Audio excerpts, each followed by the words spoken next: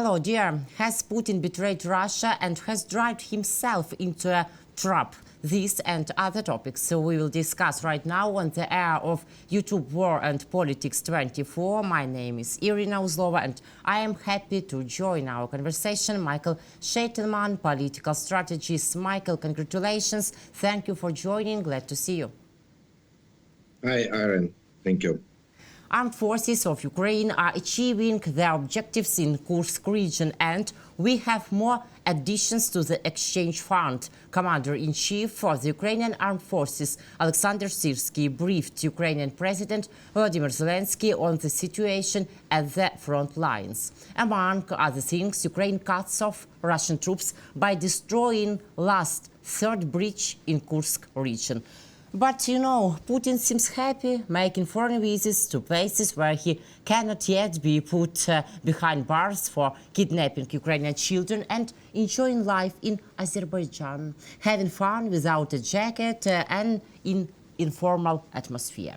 Can we state, Michael, the fact that now both the Russian army and Putin himself are trapped, and why Putin is still not looking for a way out of our incursion and remained silent for 2 weeks regarding the Ukrainian offensive in the Kursk region? Yeah, really, this visit to Azerbaijan by Mr. Putin, it is very interesting, and there's a lot of conspirology around that, because Azerbaijan is not a Russian ally. This is not one of Russian ally countries like Belarus, for example. Was in this situation when Ukrainian forces invaded to Russian territory, it was logical, for example, to ask help from Belarus or to ask help from other Russian allies from their military union. But Azerbaijan, it is not. Azerbaijan was in war in Armenia till the last time, and Russia was on the side of Armenia. So Russian forces, also Russian troops, were situated in Azerbaijan territory, in Karabakh, till last year. And just a couple of months ago, Russian forces left Azerbaijan. Yep. So obviously, all of these conversations with President Aliyev, president of Azerbaijan, it is not about war. It is something about economy, about selling gas or oil or something, because Azerbaijan is one of biggest suppliers of gas to Europe now. They supply gas from Caspian Sea via pipeline of gas pipeline through Caucasus and Turkey to Europe, and partly Azerbaijan is replaced Russia on the European market. So I believe that all of these meetings, they are mostly about this issue, about the issue of gas and oil. And this is very strange time for this. This is very strange time. Yes.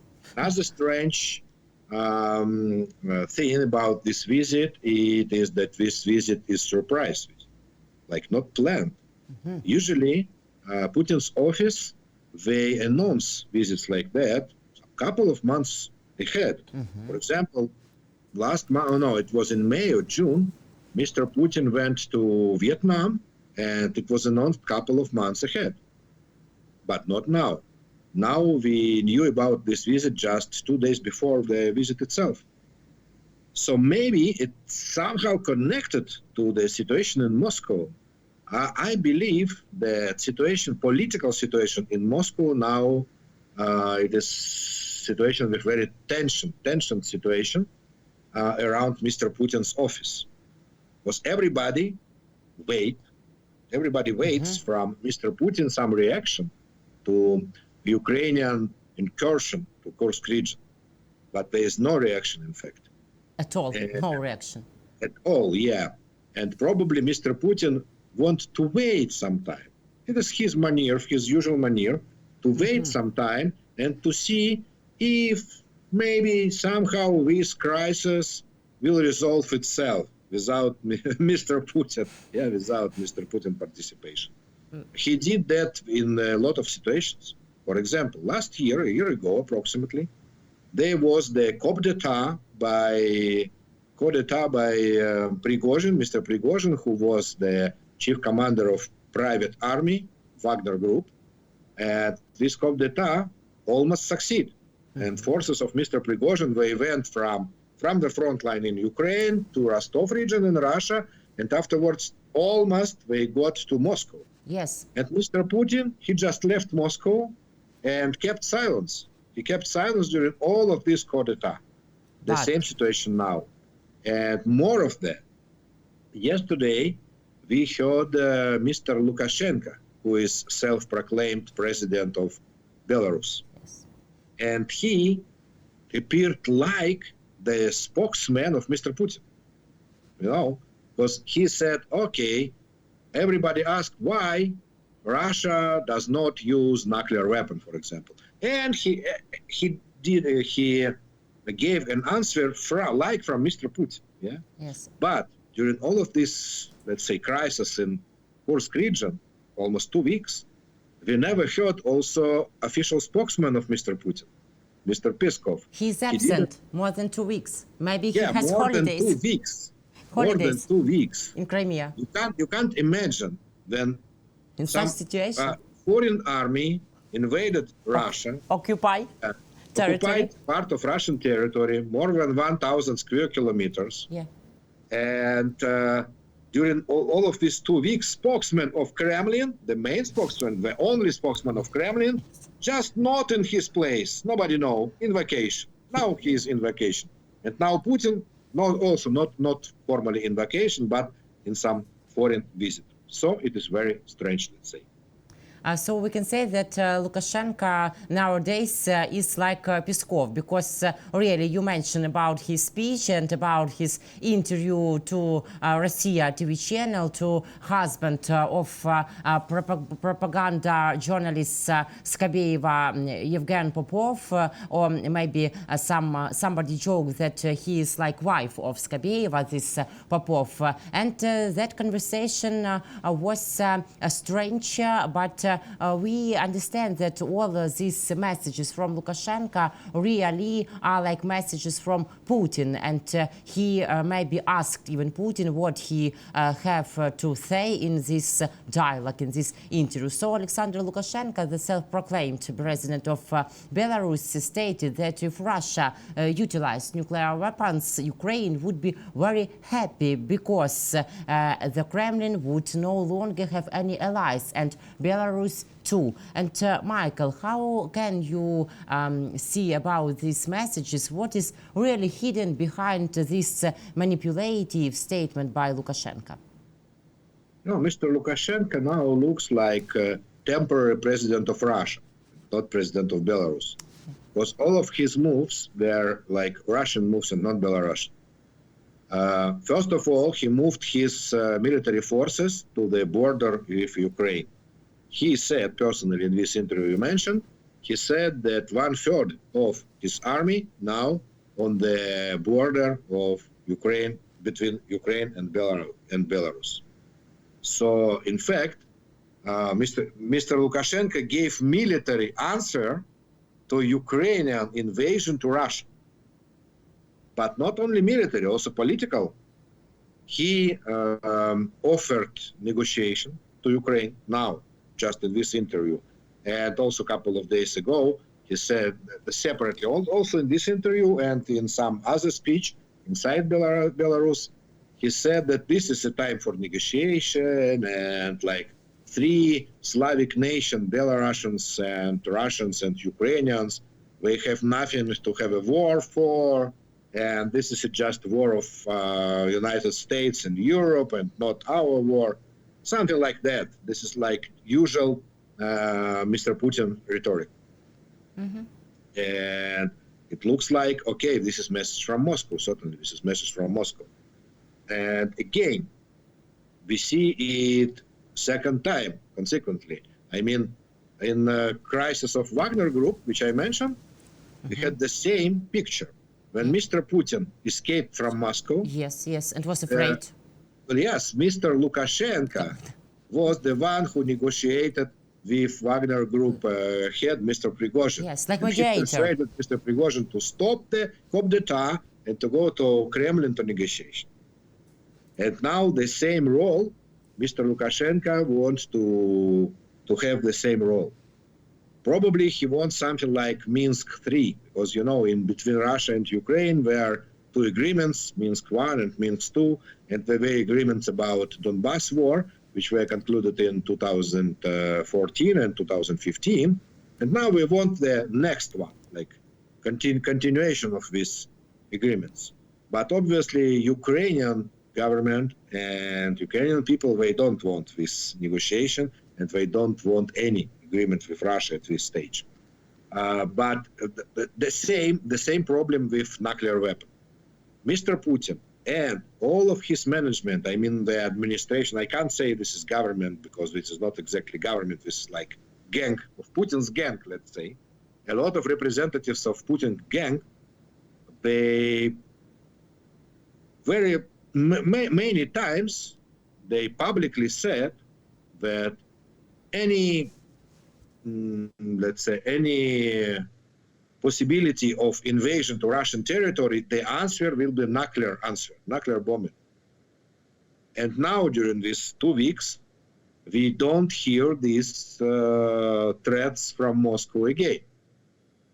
It is very strange because this is happened now. We crossed the red line. Ukrainian forces, they crossed not only the Russian border, they crossed political red line. But we don't hear nothing from Moscow about that. So we hear that from Mr. Lukashenko, who said, "Oh, this is bad idea to use nuclear weapon because," as Lukashenko said, "it will be good to Ukraine. It's good chance to Ukraine if Russia uses nuclear weapon against Ukraine.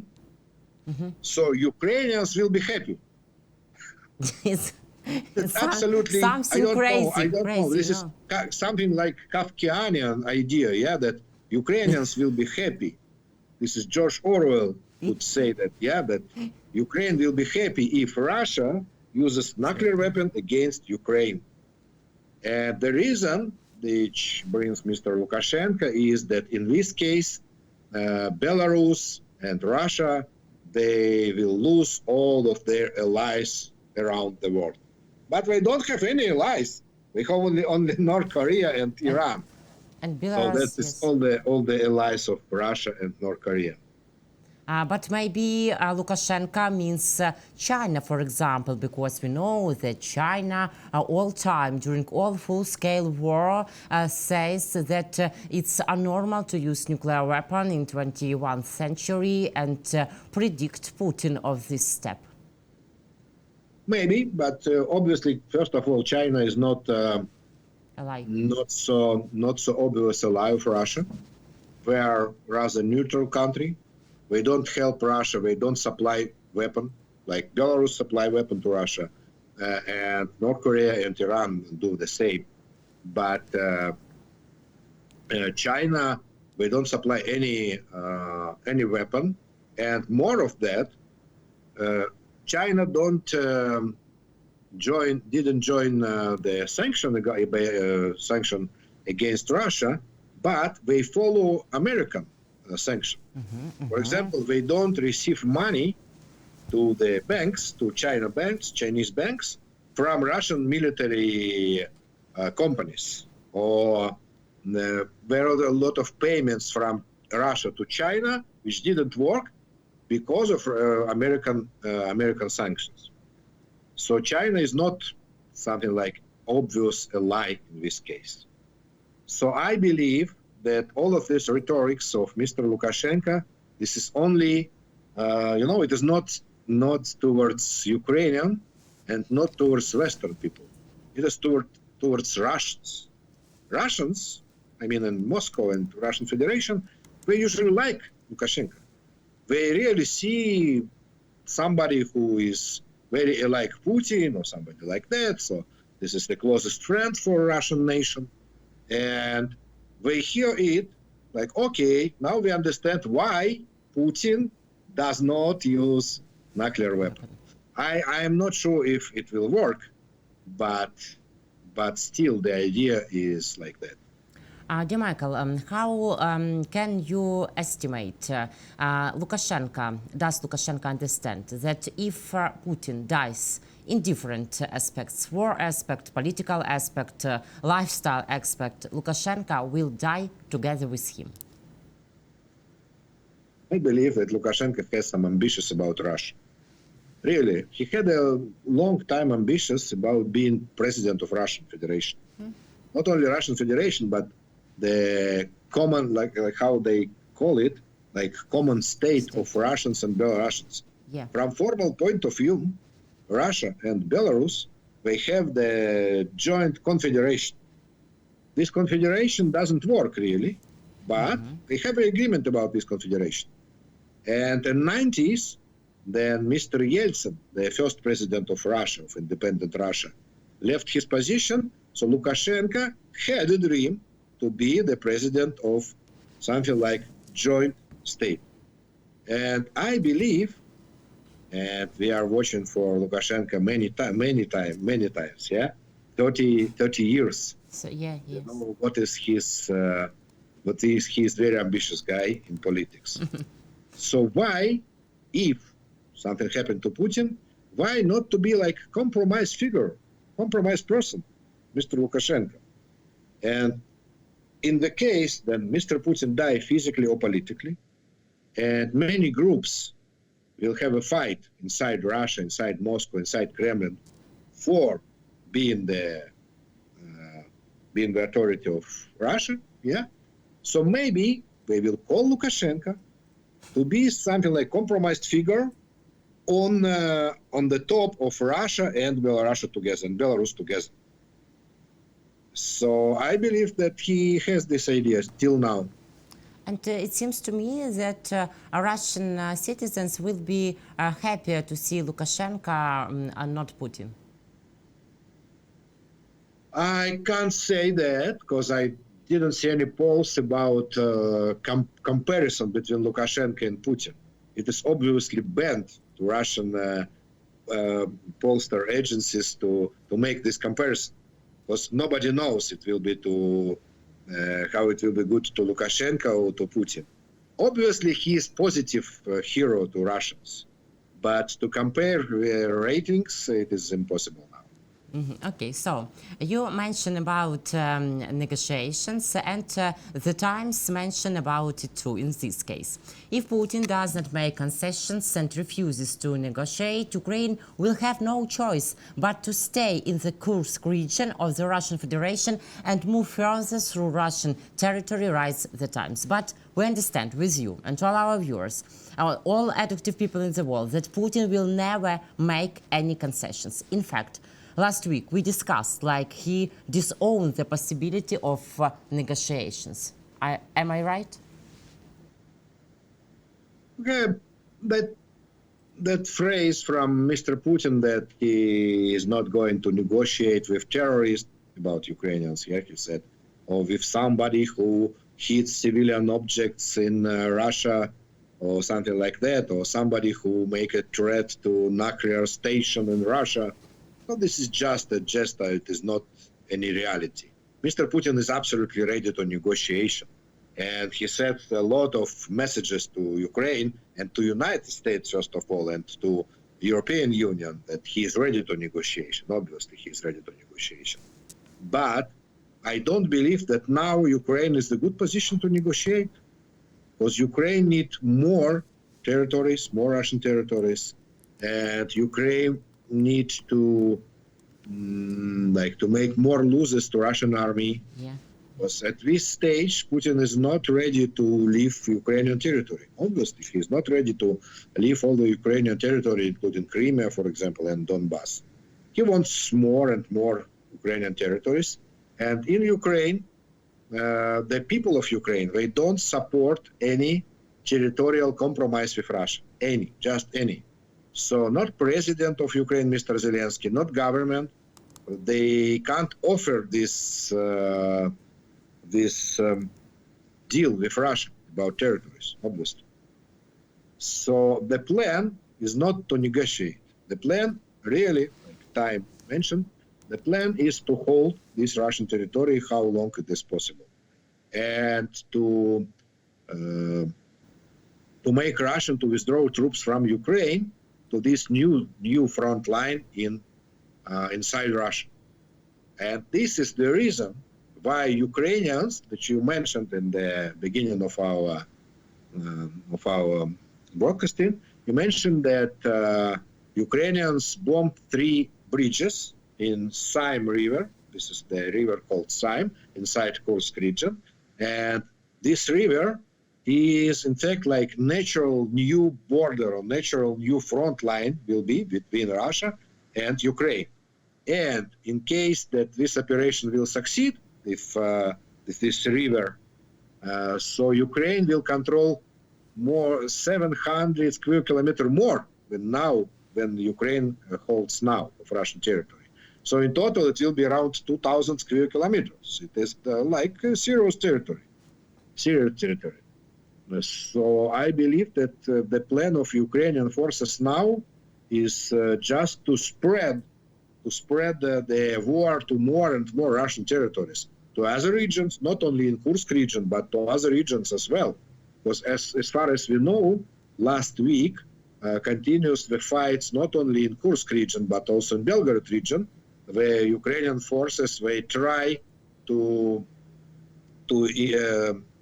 come inside Belgorod territory through border control point. I don't remember the name of this border control point, sorry.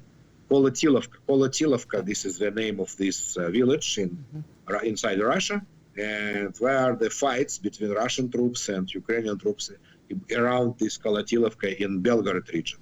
So I believe that Ukraine will try to invade 2 more regions, Belgorod region and Bryansk region. Yes, and now we see that we know, all of us, we know this phrase that dreams tend to be implemented.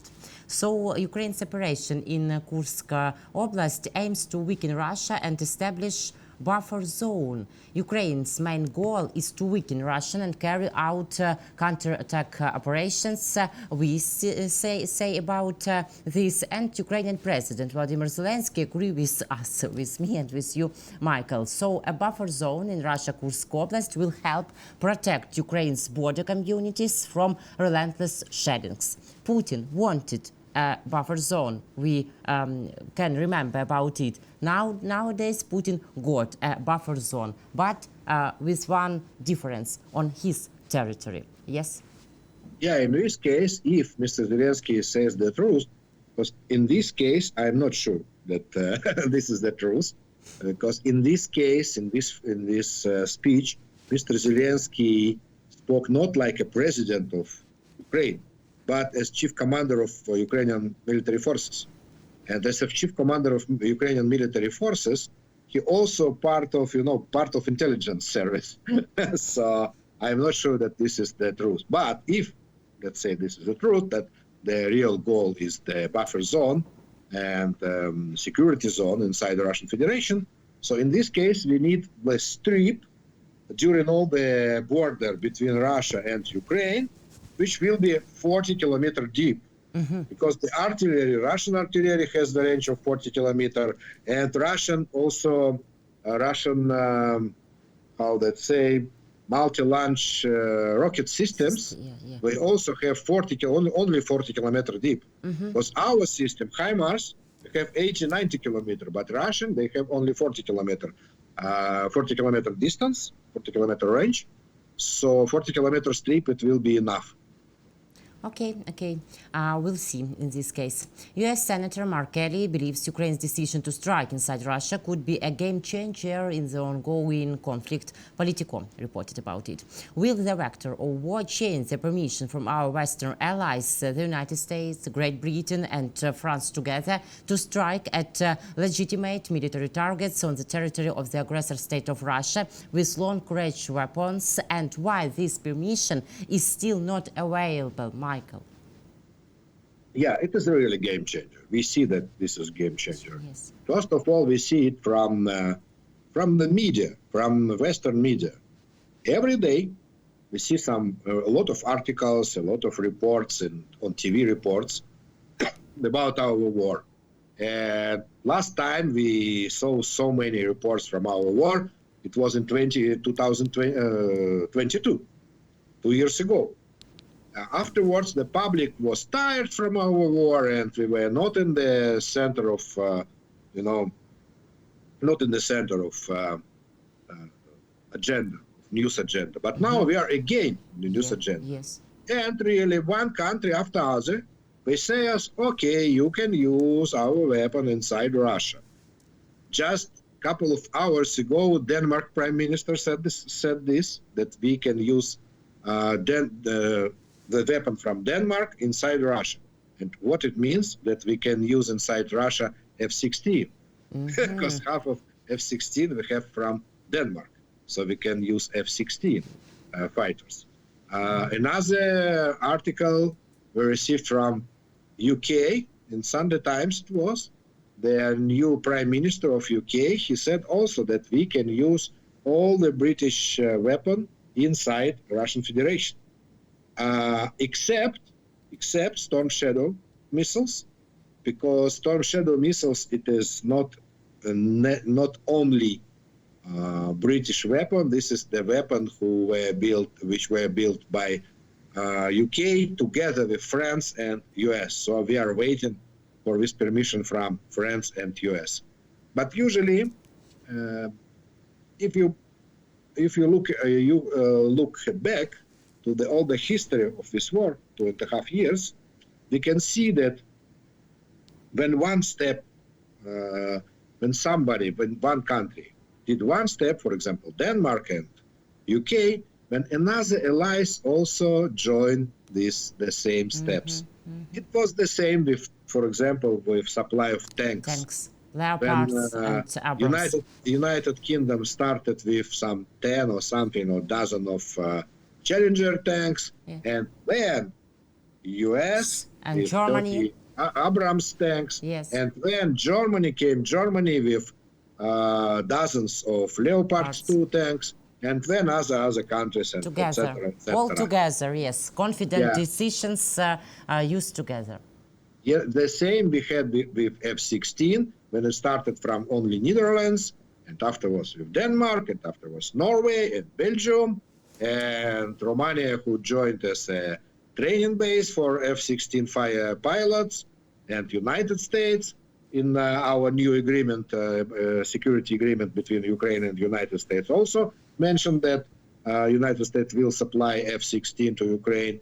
So the same will be about the permission to hit Russian territory. Let's just wait. During 1 month, I believe we will have this permission. 1 month? Okay. Yep. It sounds great. Great, really great. Not great news for Putin again.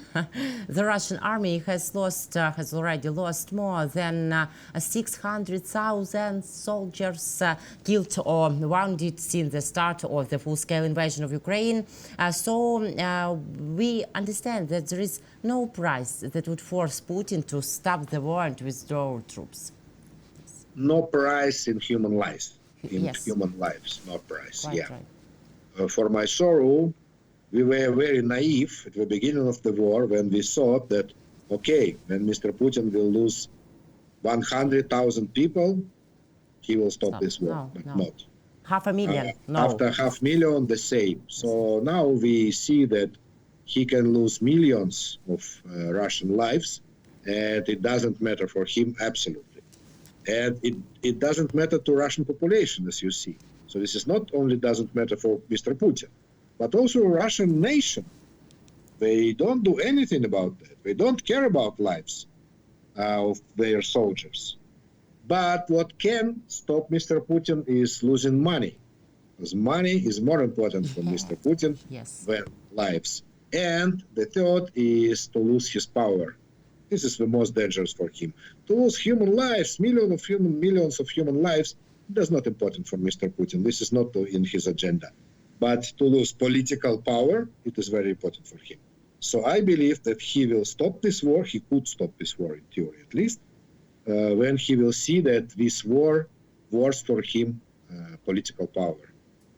And we have near 3 minutes, but we have current important news about that topic that Indian Prime Minister Narendra Modi plans to visit Kyiv on Friday, this Friday, to balance ties with Washington and Moscow. But according to people familiar with the matter, he has ruled out the role of mediator in aiding Russian-Ukrainian war. However, the country still agreed to transmit messages between Russian President dictator Vladimir Putin and Ukrainian President Vladimir Zelensky. Bloomberg writes about it. It is his first trip to the war-torn country since its conflict, full-scale conflict with Russia, and about a month after he met President Vladimir Putin in Moscow, the day July 8, when Putin attacked Ahmadit Children Hospital in Kyiv. What are your expectations for this visit, and how can the role of India in our war look like?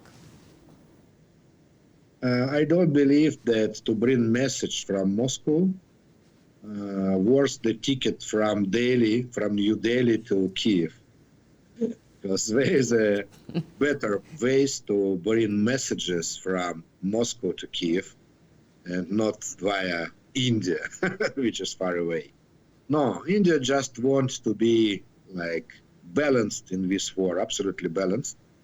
And Mr. Modi, he visited Moscow in last month, I believe. He visited Moscow. And now he needs the same step towards Ukraine, because India is the ally of United States. It's not ally of Russia. And ally of United, the head of country, which is ally of United States, and which very, very depend economically and politically from United States, he can't afford to himself to visit Moscow, to visit Putin, but not to visit Mr. Zelensky and Ukrainian nation. That is the only sense of this visit. This is symbolic visit, political visit, not the peacekeeping visit absolutely at all, and obviously not economical, visit, because you can do it without this very long way and very tough logistic issues. Yeah, so I believe this is political, and this is just to bring the solidarity with Ukrainian people. Yes. Okay. Mykhailo Sheitelman, political strategist. I say you thank you very much, Michael, for your time and for your joining. Thank you. See you after 1 week, 4 weeks. Thank you. Thank you. Goodbye. Guys, thank you for viewing. Subscribe, please, to our YouTube channel, War and Politics 24, and Mykhailo Sheitelman YouTube channel too. Put your likes and give your comments. Every viewer and your opinion are very valuable to us. Take care of yourself and believe in the armed forces of Ukraine. We will win. Exactly.